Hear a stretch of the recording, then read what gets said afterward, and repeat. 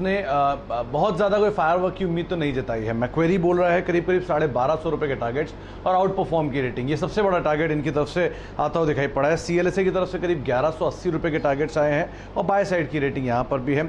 Morgan Stanley जो कि equal weight की रेटिंग दे रहा है करीब 1065 रुपये के टारगेट्स इनकी तरफ से, और UBS ने सेल रेटिंग दी है 855 रुपये के टारगेट्स यहाँ पर दिए गए हैं। दो तीन चीज़ें जो कॉज ऑफ कंसर्न, उसमें एक तो सबने बात की है कि मेजरली अगर सेक्टर के अंदर गाइडेंस के अंदर रिवीजन हो रहा है तो HCL टेक ने क्यों नहीं किया, ये एक बड़ा कंसर्न बाजार मान के चल रहा है। लेकिन हाँ, बाकी जो पीयर्स हैं उनके कंपैरिजन में Q on Q बेसिस पे नंबर्स थोड़े से बेटर साइड पे देखे जा रहे हैं। उनको लगता है कि हाँ ठीक है, बाकी जो हेडविंड्स है सेक्टर के लिए उसके सामने देखें तो शायद नंबर्स यहाँ पे बेटर आते हुए दिखाई पड़ रहे हैं। हाँ, पॉजिटिव सरप्राइज नहीं है, ये एक बात है जो कि मेजरली सभी ब्रोकर्स मानते हुए दिखाई पड़ रहे हैं।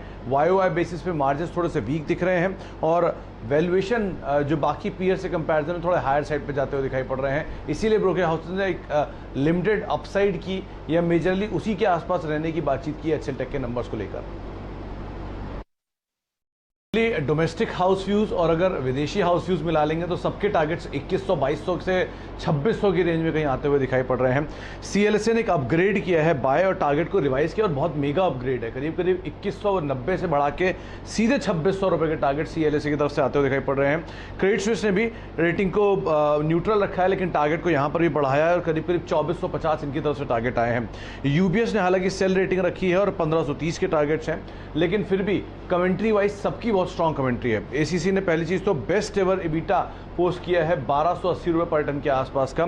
इसके अलावा EB EBITDA इसका जो हिस्टोरिकल अब तक के आंकड़े थे उनसे कहीं ज़्यादा बेहतर आता हुआ दिखाई पड़ रहा है। FY 21 से लेकर 23 के लिए EBITDA जो एस्टिमेट्स है उनको भी रिवाइज किया गया है 8 से लेकर 10% के आसपास के, अपर एंड पे 12% के आसपास कुछ ब्रोकरेज हाउसेज ने इसको एस्टिमेट को रिवाइज किया है। नतीजे हर फ्रंट पे बेहतर और सबसे बेटर कि Q2 के जो रियलाइजेशन है वो अनुमान से कहीं ज़्यादा बेहतर आते हुए दिखाई पड़ रहे हैं और कंपनी लगातार अपनी कॉस्ट को सेव कर रही है, रैशनलाइज कर रही है रॉ मटेरियल कॉस्ट का एक जो इम्पैक्ट है वो, और इसी वजह से कंपनी के मार्जिन काफ़ी साउंड दिखाई पड़ रहे हैं। तो ब्रोकर से मानना कि शायद मार्जिन की पिक्चर, रियलाइजेशन पिक्चर आगे बेटर रहेगी, इसीलिए अर्निंग एस्टिमेट को 8 से 10% आगे की तरफ बढ़ाया गया है और टारगेट्स को आप कंसेंसस साइड पे मान के चलेंगे तो 2400 से 2600 की रेंज में कहीं आते हुए दिखाई पड़ेंगे।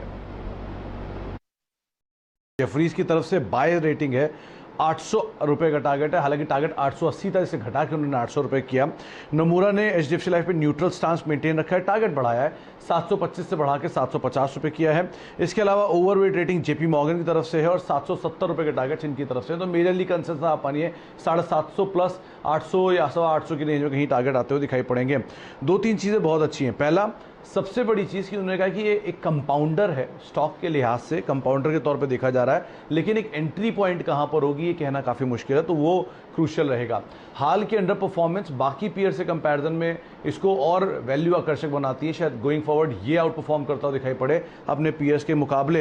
हाँ, VNB के अंदर जो वैल्यू ऑफ न्यू बिजनेस है उसमें 19% के आसपास ही ग्रोथ FY 21 से FY 24 के दौरान आते हुए दिखाई पड़ सकती है और लार्जली जो VNB की 40% की ग्रोथ आई है वो अनुमान के आसपास ही आते हुए दिखाई पड़ी है। कंपनी परफॉर्म अच्छा कर रही है लेकिन सिनेरियो को देखते हुए कोई कॉल लेना मुश्किल है, लेकिन फिर भी मेजर टारगेट या कंसेंसस की साइड आप जाएंगे तो 750 से 825 के बीच में कहीं आते हुए दिखाई पड़ेंगे। मान के चल रही है एक neutral kind of stance he maintain रखना होगा। CLSA ने आउट परफॉर्म रेटिंग दी है 420 रुपये का टारगेट दिया है जो कि बहुत ज़्यादा अपसाइड नहीं दिख रहा है, और नमूरा भी न्यूट्रल कॉल ही मेंटेन कर रहा है, करीब करीब 400 रुपये के टारगेट जो कि 350 से बढ़ा के यहाँ पर रखे गए हैं। FY 22-23 के लिए EPS एस्टिमेट तो ज़रूर 4 से लेकर 6% के आसपास बढ़ाया गया है, लेकिन उनको लगता है कि जो मौजूदा स्तर है, जिस स्तरों पर शेयर में हाल में तेज़ी देखी गई थी, वहाँ पर ऑलमोस्ट सब कुछ डिस्काउंटेड है। इस भाव पर या फिर इस नंबर्स को बाजार ने ऑलमोस्ट डिस्काउंट कर लिया है। साथ ही साथ उनको लगता है कि हाँ, जो मैक्रो सिचुएशन है वो इंप्रूव हो रही है और शायद गोइंग फॉरवर्ड नंबर्स के अंदर रिफ्लेक्ट भी होगा, इसीलिए उन्होंने अपनी अर्निंग एस्टिमेट को करीब करीब 4 से लेकर 6% के आसपास बढ़ाया है और मार्केट शेयर में भी कुछ एक साइन गोइंग फॉरवर्ड शायद इंप्रूव होते हुए दिखाई पड़े। तो उस लिहाज से भी ब्रोकर्स मान रहे हैं कि नंबर तो ठीक रहेंगे, लेकिन मेजरली इस भाव के अंदर सब कुछ डिस्काउंटेड है।